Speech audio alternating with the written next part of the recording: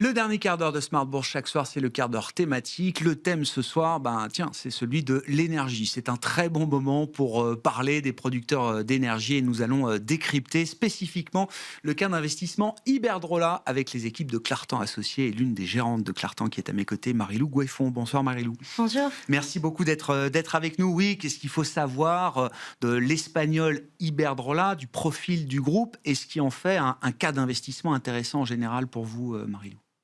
Alors, effectivement, l'énergie, c'est un thème d'actualité.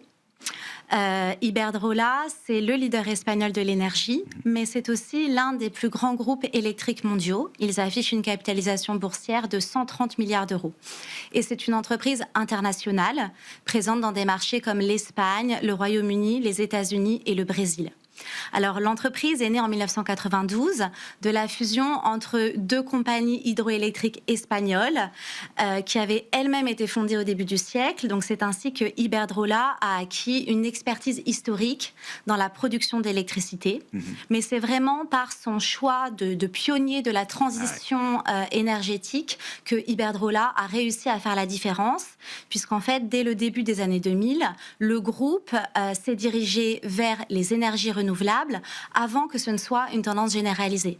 Et ça lui a conféré un avantage concurrentiel, de telle sorte qu'aujourd'hui, Iberdrola, c'est 45 000 collaborateurs et 46 milliards d'euros de revenus. On parlait tout à l'heure dans la partie précédente de l'émission de l'énergie et des besoins d'investissement en énergie. Un groupe comme Iberdrola, c'est un groupe qui déploie des capex records aujourd'hui. Absolument.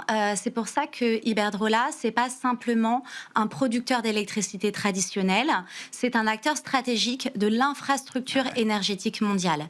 Le groupe mène des investissements records qui sont notamment dirigés vers les réseaux et les réseaux constituent l'épine dorsale de l'infrastructure énergétique. Comment s'équilibrent les grands métiers du groupe Iberdrola, Marie-Lou? Alors, il y a deux métiers qui se complètent. La première moitié des revenus, c'est le transport et la distribution d'électricité. Ce sont en fait les réseaux électriques régulés. C'est le cœur du modèle. En quelque sorte, ce sont les autoroutes de l'électricité qui acheminent l'énergie depuis les centrales jusqu'aux consommateurs. Par exemple, aux États-Unis, dans le Nord-Est, ils ont Avangrid qui opère des réseaux dans des États très peuplés comme New York. Alors, la base d'actifs régulés, c'est 51 milliards d'euros, donc c'est tout à fait considérable et c'est ce qui assure la visibilité des revenus. Et l'autre moitié de l'activité, en fait, c'est la production et la commercialisation d'énergie. Iberdrola produit de l'électricité, principalement avec des sources renouvelables. Il y a l'éolien, le solaire, beaucoup d'hydraulique aussi, parce qu'ils ont des barrages. Donc, par exemple, ils ont en mer du Nord des parcs éoliens offshore. En Espagne, ils ont des centrales solaires d'envergure, comme Núñez de Balboa. C'est l'une des plus grandes d'Europe. Donc, ce qui nous attire chez Clartan Associés, c'est cet équilibre entre les réseaux régulés et la production. Et aujourd'hui, la production d'Iberdrola est 90% décarbonée. Décarbonée, c'est ça.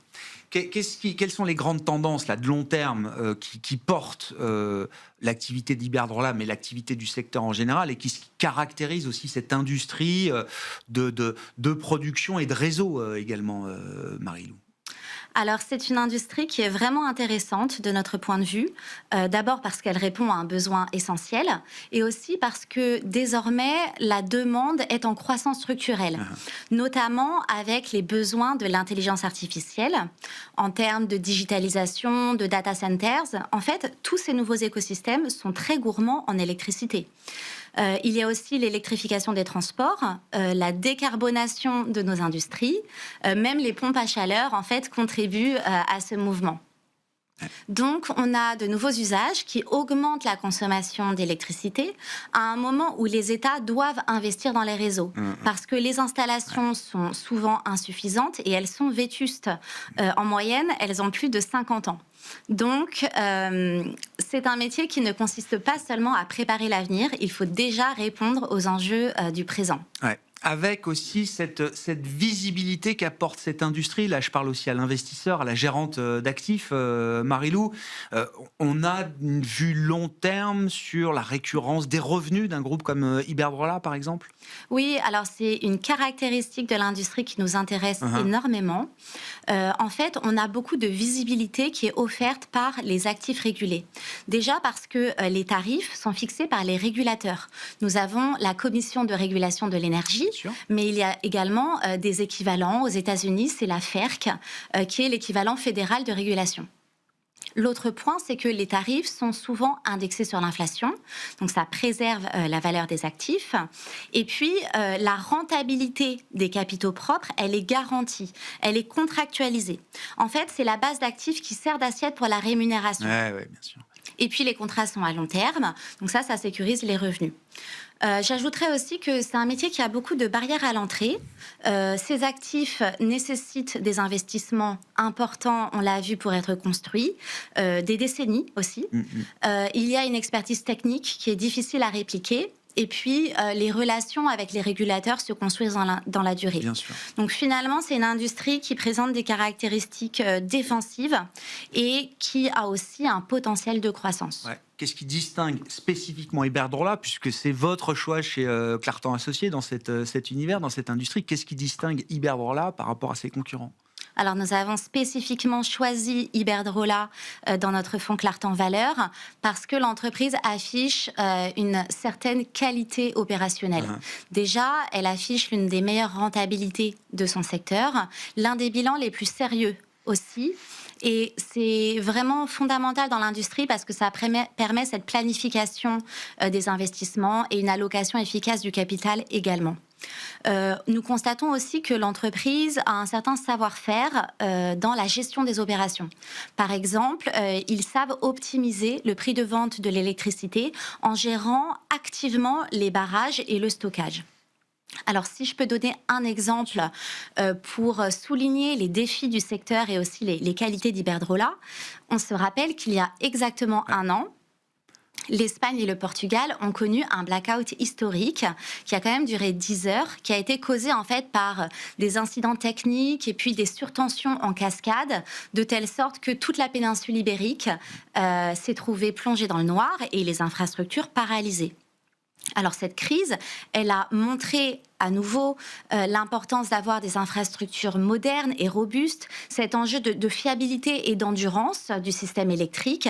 Et elle a également renforcé la position d'Iberdrola, car le groupe s'est montré très réactif dans sa communication, dans sa coopération avec les enquêtes techniques.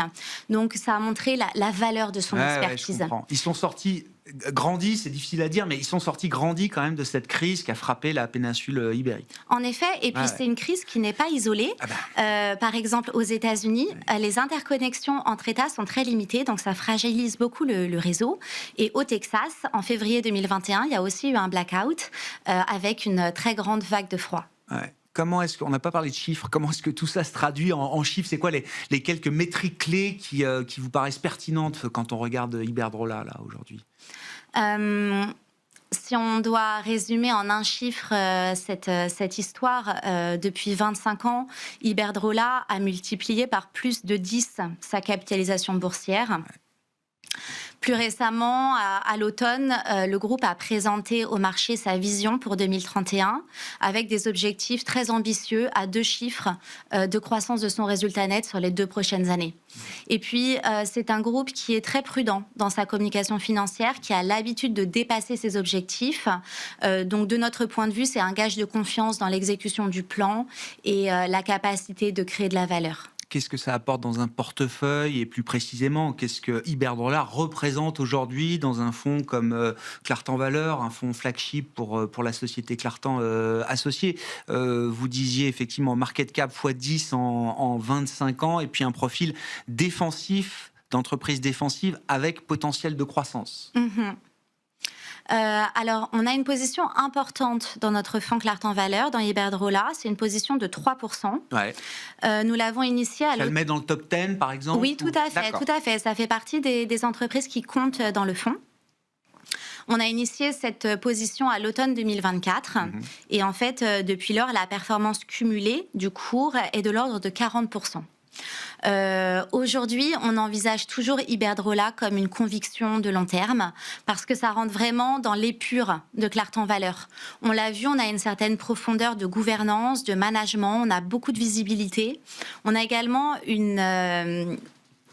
un niveau de pricing qui reste raisonnable de notre point de vue, avec du rendement. Donc, beaucoup de qualité dans ce dossier. Et en synthèse, c'est un dossier d'investissement qui nous permet de jouer en défense dans cet environnement énergétique particulièrement complexe, tout en ayant des perspectives de croissance. L'énergie plus que jamais au cœur des enjeux, si je puis dire. Et effectivement, la dernière crise en date dans le Golfe nous le rappelle encore cruellement vu d'Europe. Merci beaucoup Marie-Lou. Marie-Lou Goeffon, gérante financière chez Clartan Associés, qui était avec nous l'invité de ce dernier quart d'heure pour décrypter ce cas d'investissement Iberdrola. Une interview comme les autres que vous retrouvez bien sûr en replay sur bismart.fr ou en podcast sur l'ensemble de vos plateformes d'écoute préférées.